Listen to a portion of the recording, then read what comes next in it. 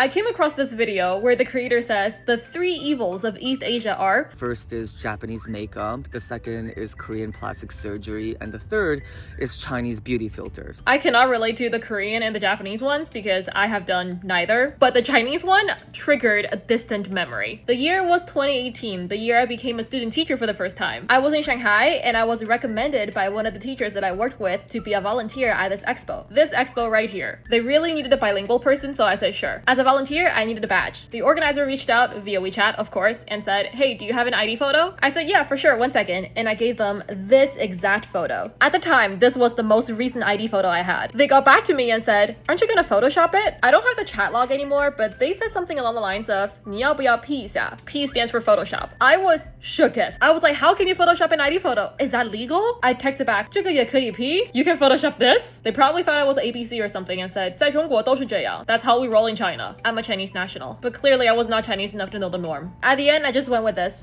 I didn't do anything. If you were one of the participants at this expo, hello. Fast forward to 2025, and it was time for me to take visa photos for my visa to Japan. I was in Shanghai again, doing medical tourism, so I took my picture there. I went to the photo booth looking like this, except that I was in a ponytail. No makeup, no nothing. This is the photo that I got back. They made me so pale and gave me eyeshadow. But you know what? I'm not complaining. This is the best ID photo I've had in a while. Moral of the story, slap those filters on those ID photos.